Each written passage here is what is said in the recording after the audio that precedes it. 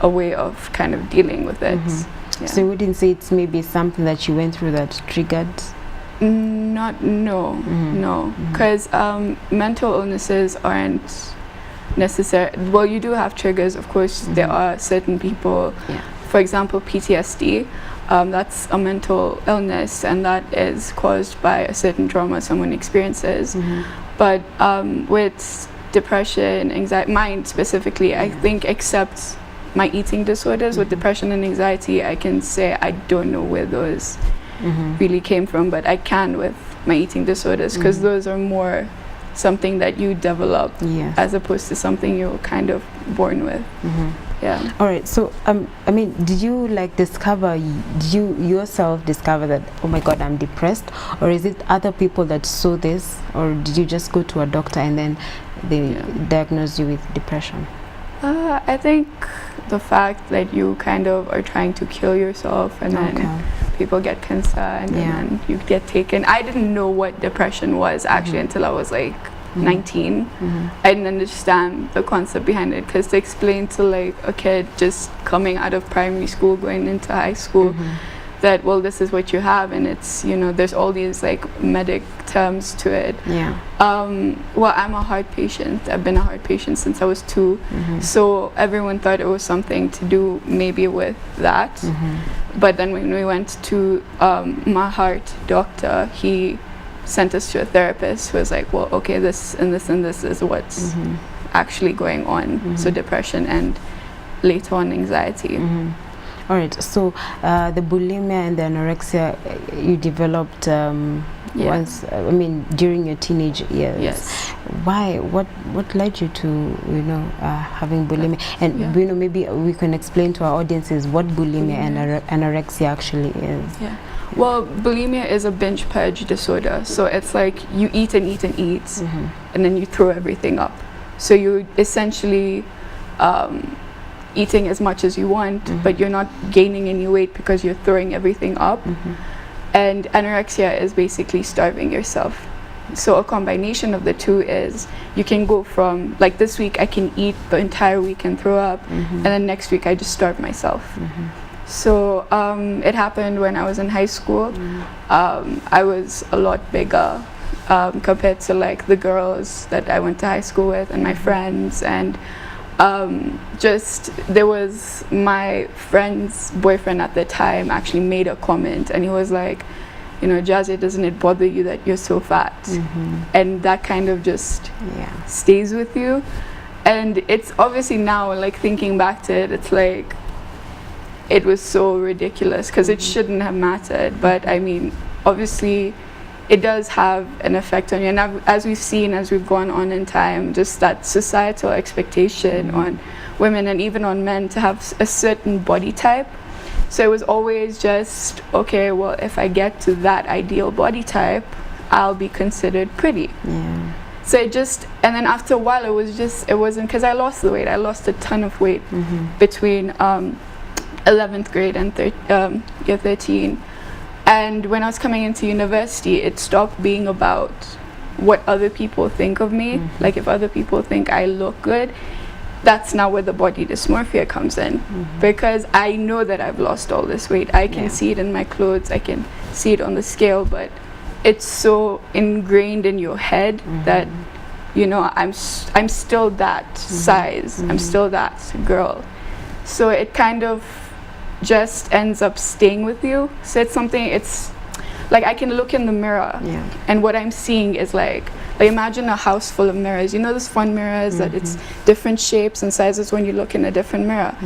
And every mirror that I look at, I'm just that size, even if the reality of the situation is that I'm not. So right now, you know, just explaining to us how it is like living, you know, with, you know, depression and anorexia and bulimia and all. First of all, people say that these things are all in the mind. It's, you know, you'll meet someone, you tell them, and they're like, it's just in your mind. Is that the case? No, it's not. Well, I was lucky enough to have a very supportive group of friends and family. And I feel like the creative scene in Nairobi, like, everyone's gone through, like, almost everyone, I think 90% of the people, the friends I have, are all either schizophrenic, bipolar, depressed, or anxiety. It's some form of a mental illness. So we all kind of understand each other, and we know, because we had similar experiences, we know what the reality is. Yes. But I have had them, so I haven't really encountered any of those comments, and I feel I have been very privileged in that, because I have some friends who've been told by other people, well, just go and pray it away, and as opposed to going and getting like medical attention. And I think it's just about people understanding that it is still like, it's just, imagine it as an injury in your brain. You can't see it and you can't feel it, but like a physical injury, it needs to be treated with, well, science in the current state of things. All right, treated with science, but also is it just what else did you have to go through? Like, maybe you can just take us through the process of treatment. There's the medical part. Do you also have to go through like therapy, some form of therapy, some form of, you know, talking to someone? Definitely. For me, it didn't really work.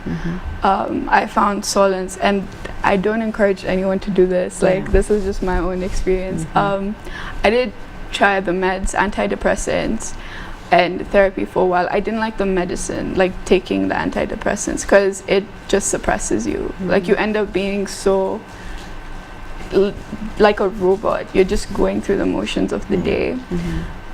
Therapy, I don't like necessarily talk, because I feel like it's, I mean, I have a roof over my head, food on the table. This is something I can, because it's been almost 10 years for me, so it's something I've become accustomed to. So even when I have like a depressive episode or a panic attack or a relapse with my eating disorders, I know how to deal with it, and it gets to a point where it's like I just know I have to control the environment around me. But for other people, the medical attention does help, like the therapy, just talking it out with someone.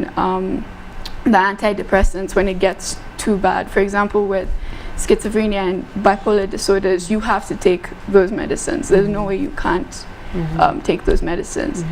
So I would like to say that my worst years were in like high school. So by the time I was coming into like adulthood, I was kind of already in a place where I was able to handle my outbursts. But how exactly were you able to actually even go through, you know, that stage in high school is probably the most crucial, because that's when, you know, a lot of things about you as a person are formed. How are you able to go through that? So my best friend, since I was like 5 years old, he was also going through everything I was going through. And there was this one instance where he got bullied a lot by the other boys in school, and I feel like it's a lot worse for men in that regard, because men can't talk about their experiences in the same way women can. So he didn't actually tell me this until we were about to leave high school. So we were leaving high school. He's moved to the UK now. So right before he moved to the UK, he's like, do you know that there's this one time I called him and he didn't pick up his phone? And he's like, do you know I was about to kill myself that day?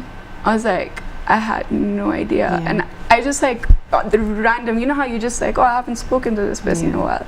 I just called and he didn't pick up. He's like, I was going to kill myself because these guys bullied me so badly. They had actually beaten him up in the washroom, and I didn't know that. And we had classes together that day. And it just kind of became this realization, like, if I lost him, I don't know what I would do. And just, it was kind of just like this self-realization that what if I'm that, what if, like, the way he is for me, I'm that for someone else. And just having to, that thought of leaving that person behind with all of these unanswered questions. Because a lot of people who are going through these things, even just death and grief in general, it hurts the person who lives more than it does the person who's, because when you're dead, but the person who's alive is having to deal with all these unanswered questions and kind of the consequences of your actions. So just getting to that realization that if I lost him, I don't know what I would have done. So if someone was to lose me, like if my mom was to lose me, what would? So just that kind of pushed me to seek the help and kind of just find a way to work around it. All right, so I just want you to share with us one of your pieces about mental health, and then maybe first of all you can tell us what was the inspiration behind this piece. Of course it's mental health, but yeah, how you just came about coming up with it. Okay, I'll let you pick. I have different pieces on depression, anxiety, and my eating disorders, so which one would you rather? I mean, any that you feel that, you know, can relate, especially to the young people, especially to the people in that stage, that high school stage or that beginning stage of mental illness, you know, and they need to get through it and get to like the point where you are at, where you've realized yourself. Okay, there's this one that I like a lot at the moment. And the inspiration was behind it was the fact that in today's like generation, we are really romanticizing mental health, and we shouldn't have, like, we should have these conversations, but when you're having it on TV and like as a series, and you know, oh, this pretty girl has this, or this guy who's super popular has this, and then kind of like showing that, oh, if you, because there was a challenge, you know, these Vine challenges a while back, and it was people cutting themselves and then seeing how long they could bleed until they passed out, and then there was another one, starving yourself, and then seeing how long you could go without food until you basically so we need to stop that and find healthier mechanisms of coping with these issues. Because here in South Asian communities and African communities, we're not talking about it as much and as openly and as extrinsically as we should, as they do in the West. And I think maybe by starting by going to high schools and explaining, because I mean, I didn't know until I was 19 what it was, and I've had it since I was 13. Just explaining, well, this is what it is, and there is a healthy way to come out of it. So this piece is called Do Not Fall in Love with Your Depression. Do not fall in love with your depression, because it is a trap. See, you will give so much of yourself to it, but not receive anything in return. It will be a one-sided, unrequited love. You will lose yourself to it, and there will be no map to help you find your way back home. So do not fall in love with your depression. Take up a hobby instead, maybe knitting or kickboxing. Find distractions. Bake some brownies, or go for a run, or just delete their number off of your phone every time you get the urge to text your depression. Slowly, depression will fade, become nothing but a memory. Remind yourself that love is temporary, and remember that love, this kind of love, will destroy you. You are not your depression. No matter how many times you look in the mirror and it is what is reflecting back to you, you are not your depression. No matter how much you resemble it, no matter how much it resembles you, your fingers will tremble and you will find yourself relapsing, but do not give in to your depression. It is a trap and a game. You are not a chess piece on depression's board. You are not the pawn. Remember that you are the queen. Even with your mortality, your human feelings. See, love is inevitable. You are unfortunate enough to live with it every single day, but do not fall in love with your depression. Instead, find a way of falling in love with yourself.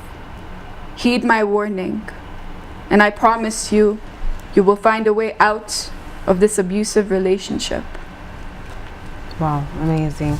That is Do Not Fall in Love with Your Depression. Yes. Original piece by Jaaziar. That's amazing. That's beautiful. Guys, if you have any questions for Jaaziar, just do send them in on 22162. Start with the word circuit. Now, do you need to have a particular routine? Like over the years, have you had to have a routine, you know, maybe to deal with, you know, either depression or the bulimia or the anorexia? Yeah. I actually went vegan, which is to cut meat and dairy products out of your diet. to avoid the eating disorders, because it's such a bad stereotype, but like I only like mostly eat salads and you know like the good stuff. So it's like already you know like your body knows, well, these aren't like heavy foods, so there's not really much you can avoid with it. It's good for you. With depression and anxiety, I think every creative or artist I talk to, it's like you just put it into your art. So like if you're a poet, you'll write a poem about it, how you're feeling in that moment. If you're a musician, you write a song about it. If you're an artist, you create a visual piece about it. So I think that's been like art and just finding an outlet in general has been very, very like peaceful. Yeah. Right. So, I mean, you mentioned some of the things that you feel, you know, society needs to change for people to actually understand the seriousness of mental health.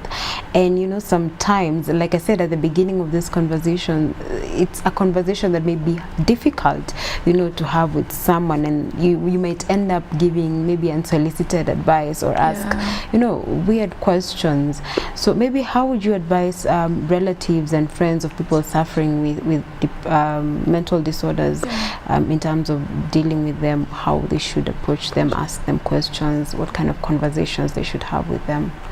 I think the best way would be so Jada Smith, she has a talk she does called The Red Table, and her daughter Willow Smith actually recently told her mom and her grandmom, well, I used to cut when with my hair came out, and you saw like Jada responding with this composure, like, well, why did you do it?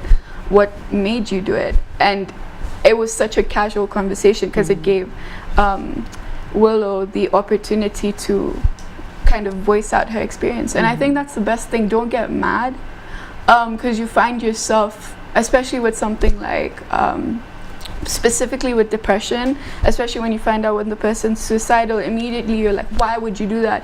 You're so stupid. You don't be like that, and don't give them ultimatums like, you either stop doing that or I'm gonna stop talking. That's you're just gonna push them away further. So just take the time to ask them like, what is it that you're going through. Just give them that open space and just be warm to them.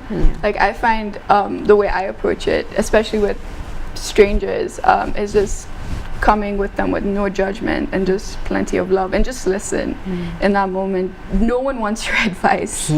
That's the thing you have to realize. They're not coming to you because they want you to give them a solution. They just want to talk. So just listen to them talk.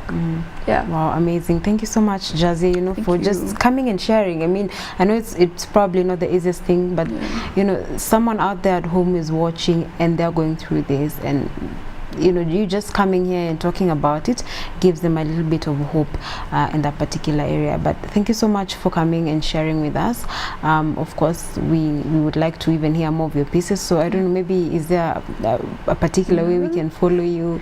And yeah, on my Instagram I usually have pieces that I put up there, and like when I have shows and whatnot. So it's just my name at JAAZIYAH at Jaaziar. And Jaaziar. Okay, thank you so much, guys. We will take a short break, but we will be right back. The discussion is mental illness. Do keep your questions and comments coming in on 22162. Stay tuned. We will be right back.